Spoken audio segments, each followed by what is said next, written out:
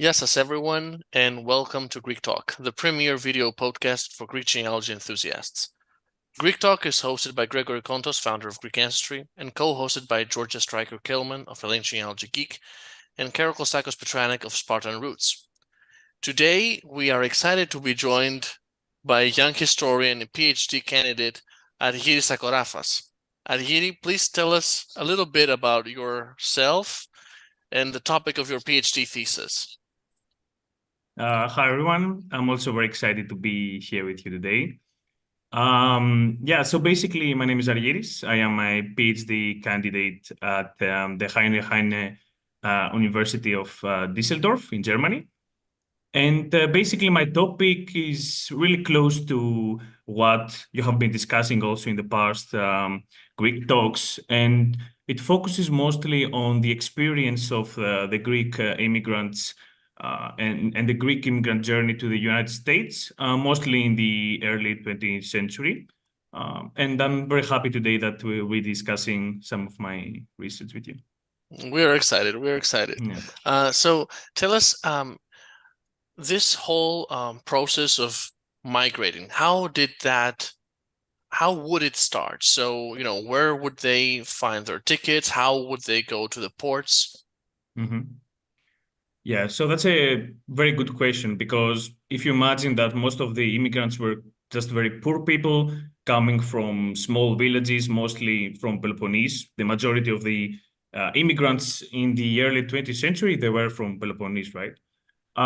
So basically, this was a very structured network. So mostly people that they have been already immigrants. They were sending letters back to the country, and they were explaining the whole process and what to do. And in many cases, they were also sending them money to buy the tickets, because the tickets were quite expensive, and of course, farmers or like very poor immigrants could not buy them themselves.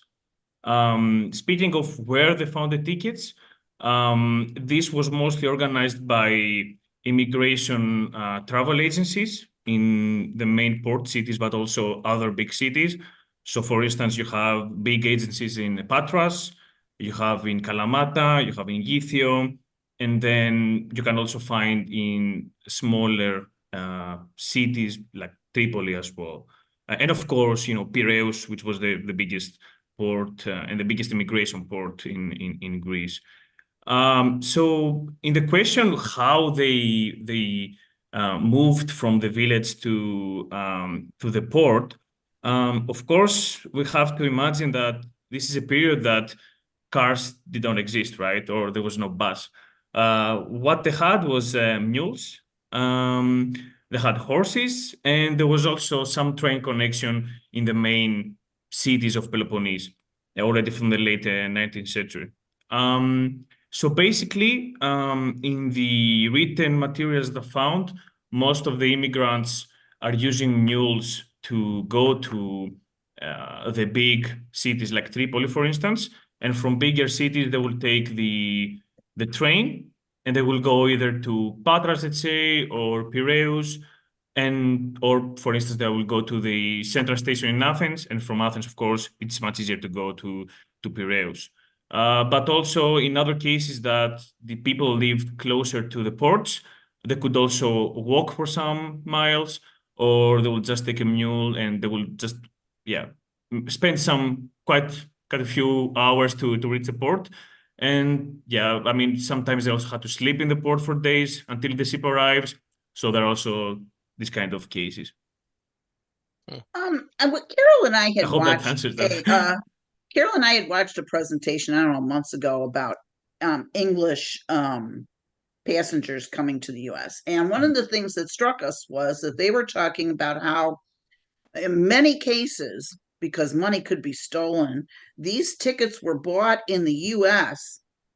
and sent to the people back home. So the tickets were pre-purchased. Have you seen anything about that in Greece? Yeah, I think this is also it happened also in some cases. So for instance, I've seen like a letter which is saying that I'm sending you a ticket so you can come. So there are also these cases, yeah. Interesting. Sometimes on ship manifest, where it says what is your last place of residence, we'll see Piraeus, we'll see Patra, and we know that that is not where our grandparents or ancestors came from. They came from a village, but they're listing those port towns as their last place of residence because that's where they were. Maybe like you said, they may have to wait a while for the ship to come. I'm wondering, do you know if many of them worked at these ports before they got on their ship? Like if they didn't have the money for the fare, did they maybe make their way to Piraeus and find a job and work there for a few months before they boarded a ship? Mhm. So the first thing you said is quite interesting because indeed, when they were arriving in Ellis Island, they usually said their village, right? But in some cases, they were just writing down the bigger city. So for instance, if they were from a small village near Tripoli, they would say Tripoli, or they might say also Piraeus, because of course, when they were arriving at Ellis Island, they didn't speak English. They had some translators there, but of course, they were just trying to get over with this procedure as fast as possible. So they must have just asked him, like, where do you come from? Piraeus.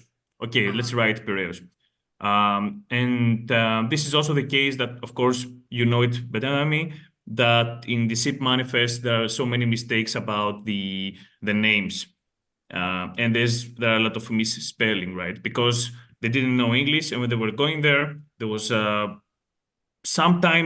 usually there was a translator there, but sometimes they were not. So they were just trying to communicate with the US employees in Ellis Island. But of course, they didn't speak any Greek as well. So they were just trying to Well, most of somehow, our ancestors were illiterate, yeah, so they exactly. wouldn't know if it was misspelled or not, or care. Mhm. They didn't care. Just Yeah. let me in.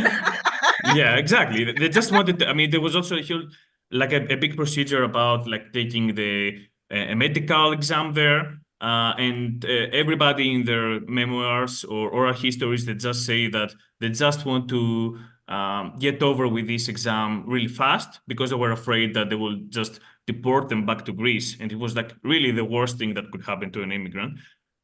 So they were very scared. The Ellis Island was like a horrific moment for them. They just wanted to get out of the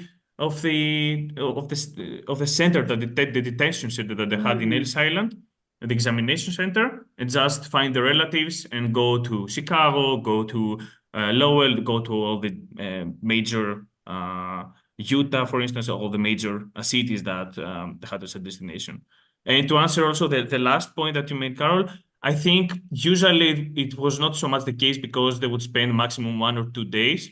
I mean, for instance, in a diary that I've been looking at, I see that he spent like 3 days in Athens, this immigrant, and he stayed in a hotel with many people like from his village, but he doesn't mention anything about working there. So I think they were just going every day to Piraeus to see when the next ship is coming, so they can just leave very quickly to United States and start working and making their lives there. Okay, that's a really important point because people can get confused if they see a port city as the last residence for their ancestor when they weren't there. Some people may even think, well, this may not be my ancestor because he wasn't from Piraeus. So thank you for clarifying that. I think it's also really important at this moment to just take 30 seconds and say that names were not changed at Ellis Island, that the immigrant gave his name when he boarded the ship and he answered a specific set of questions. That ship manifest was given to the captain. He took it with him on the boat. When they got to Ellis Island, the ship captain gave the manifest to the Ellis Island officials, and the Ellis Island official read the information that was on the manifest. So nobody's name was changed. We don't need to belabor the point, but we just need to mention that because there's still a lot of confusion. It's a myth, which is not true. I would like to know how you became interested in this topic. What is it that caused you to desire to study this for a doctorate degree. It's fascinating. Yeah. So basically, that's a thank you for asking me that, because I wanted also to explain that. So basically, in my project, the whole team is working on the machineries of movement in the Mediterranean. So which means ships, trains, and everything that is like a machinery of movement. And while looking at the different, let's say, machineries of movement, especially in the area that I am mostly interested, like late 19th century and early 20th century, I remember a story that my grandpa used to say about his sister. So basically, my grandfather was from a village called Labokabos in Laconia, and his sister Christina was what we call a picture bride. So basically, there was an arranged marriage, a proxenio, as we say in Greek, between their family and a family in Argentina. And Christina, in the late 30s, she was around 16, I think, or 17. And she had to go from Labokabos somehow to Piraeus. Then she got inside alone. And the only thing she had was a picture of her future husband. And she never met him in Greece, of course. And they just told her, you will have to go in the ship and you will go to Buenos Aires and you will marry him and you will live there forever. And the journey to Buenos Aires was even harder than the one to the United States, because it's longer and you also had to change in other ports, for instance, Naples or Marseille, or I think also Spain. And she would have spent more than like 35 days in total going there. And I was trying to think how she must have felt being alone, like 17 or 16 years old on a ship, having just a picture of her future husband, you know. And then I started looking at the different, you know, migration histories, and started reading about the diaspora history. And what I found out is that this kind of personal narrative is really much absent from the major historiography, the major historical books about diaspora. So my intention is to give more like a personalized view of the journey.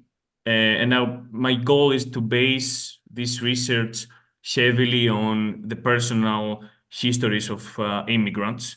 And I'm focusing mostly on material like diaries, letters, notes, and of course, everything related to visual material like pictures and also postcards that they usually send from the United States to Greece, but also from Greece to United States, or also from the port. So if they had like a transit port, for instance, Marseille or Naples, then some people would send a postcard to their families from there. They say, now I'm in Marseille, I'm sending you this postcard.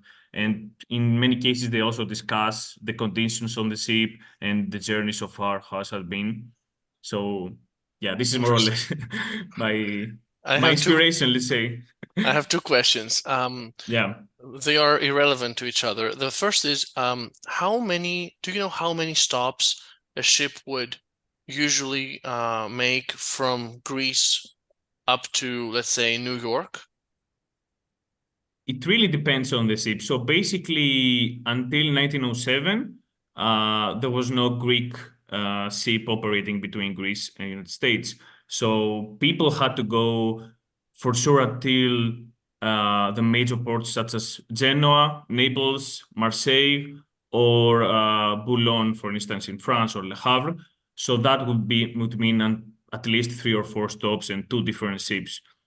From 1907, when the first ship was created in Greece, it was called Moraitis. And then from 1908, when the biggest company, which is called the National Steam Navigation Company, which was by the Empirikos brothers. So they created the ships, for instance, the Patrice. They bought the Moraitis from Moraitis, and they renamed it Themistocles, which was also a very famous ship. So these ships were going directly from Greece most of the times. They were stopping, for instance, they would start from Piraeus, going to Kalamata, Githio sometimes, not always, and Patras, which was also a major port. And then from Patras, they would go, for instance, directly to New York. So this was like the fastest ship from Greece, and they advertised it a lot in the newspapers as well. And that would take more or less 25 days, I would say, something like that. Yeah. And the second question is, where have you found your sources? So the diaries, the letters, how are you finding those? Okay, that's a very good question, actually. This is the biggest difficulty of the project, because this kind of sources, they don't exist in the archives. So I have visited many archives in Greece. Didn't have the chance yet to visit archives in the United States, but I will do later on. But the thing is that usually this kind of archive, this kind of material is related to personal stories, and people either they would like to keep them private, they keep them at their home, or they have thrown it away. So, through generations, it has been lost. So most of the times, I have been using a lot of personal contacts. Like I've been trying through different associations, societies, like smaller ones, to ask, especially in the Peloponnese, to ask what kind of material they have. And I have found some very nice material from there. And also, I have found also very useful material in the different genealogy groups in Facebook, and most importantly, the Hellenic Genealogy Geek. And thank you, Georgia, for that. Because, people there post a lot of things, a lot of materials that they might need some help to find out more about their ancestors. But for us historians, it's a very useful source. And I have been in touch with some people there, and they have actually dig into the boxes and their stuff, and they have found some really unique treasures.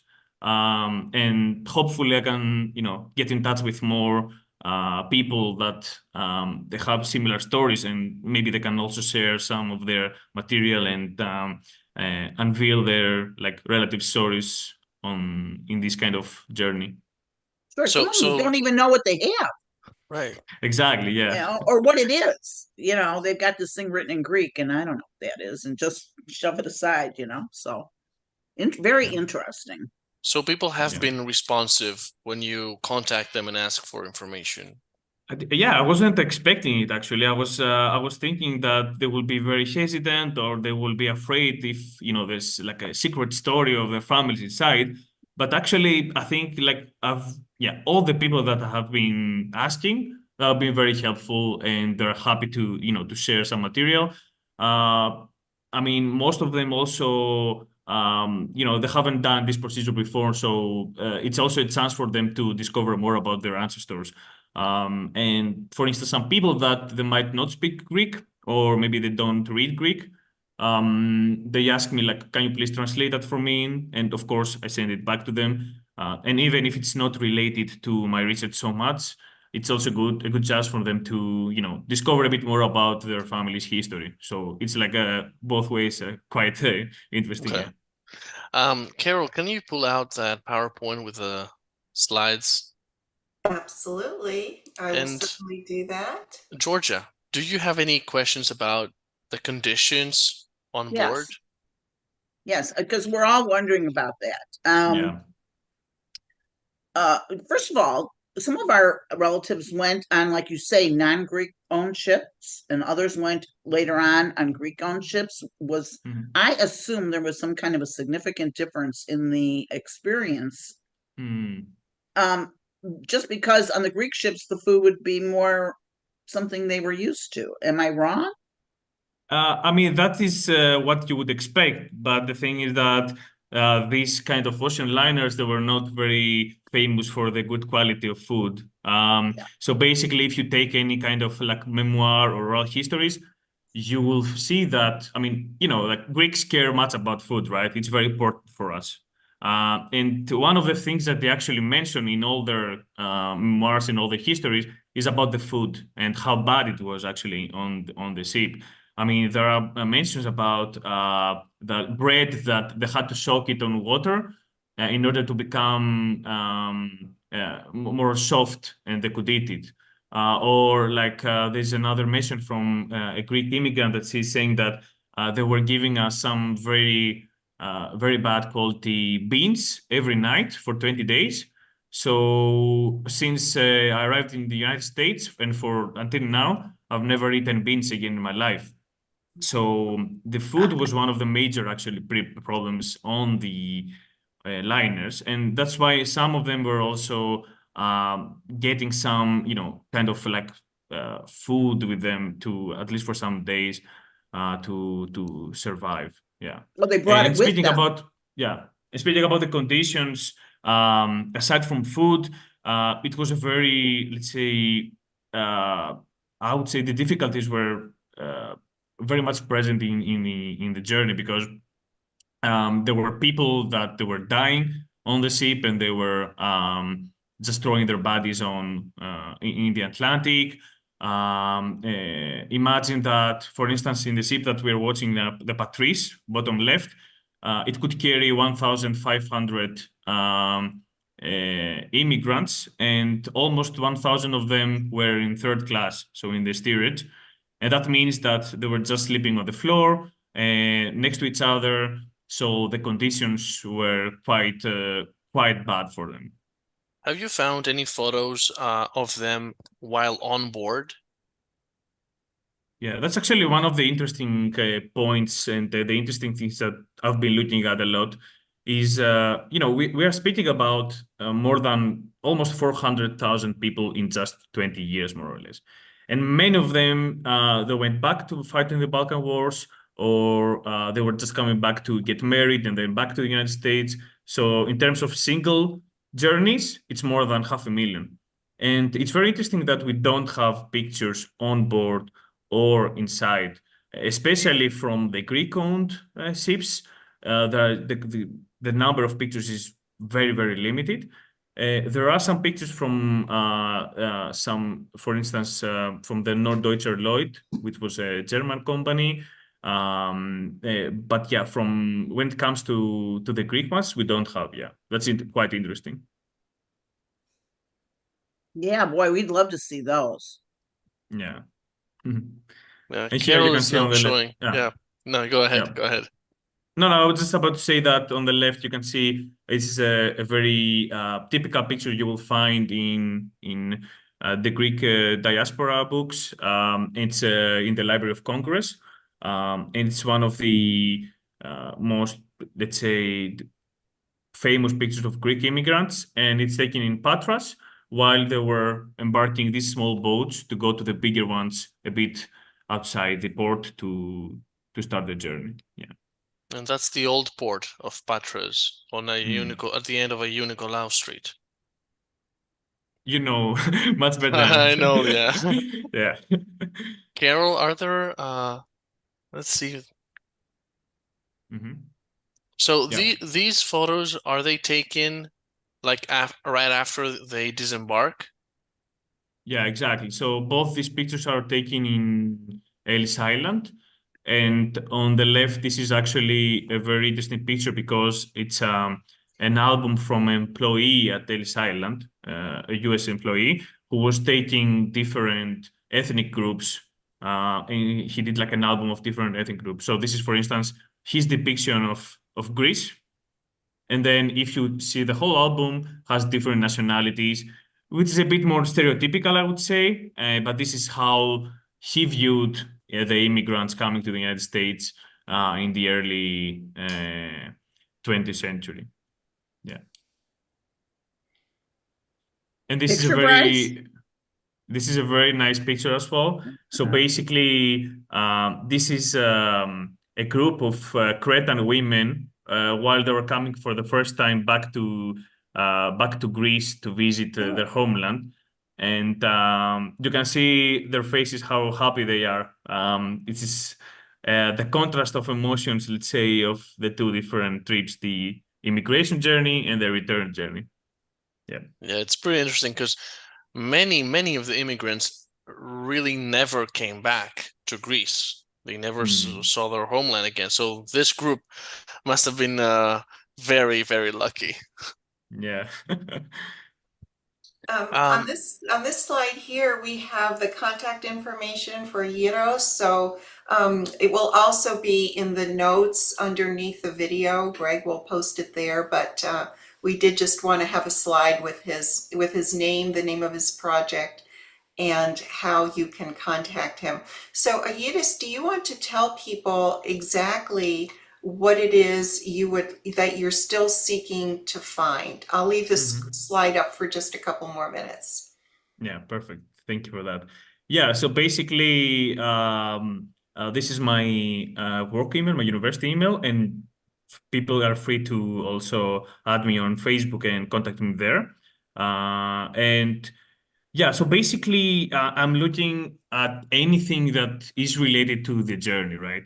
So that can be either a diary, can be some notebooks, it can be some letters that they were sending while on the ship, or maybe also after they went to the United States. And of course, something that is very interesting for me is pictures and postcards that they might have been taking before the departure, during their journey, but also after their arrival.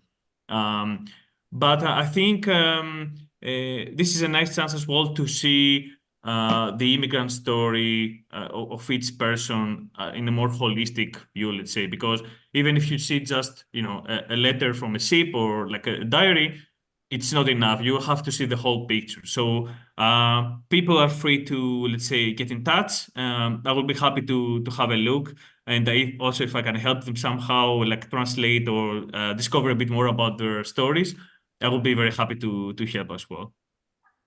So most people now will be able to easily, well, I use the word easily in quotations, find their ancestors' ship manifests because they're available on the major US websites.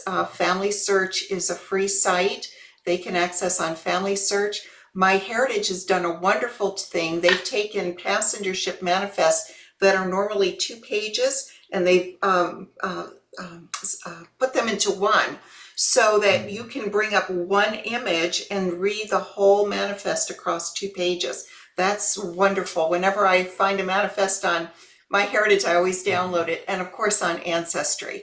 So it's important to use wildcard searches when you're looking for names, because as you pointed out, the names are not spelled the way we would think they would be, but finding wildcard searches is a terrific way to be able to find people. And they have also now indexed the names of the people that the immigrant is going to join, and the names of the people that the immigrant has left behind. I think that's also indexed.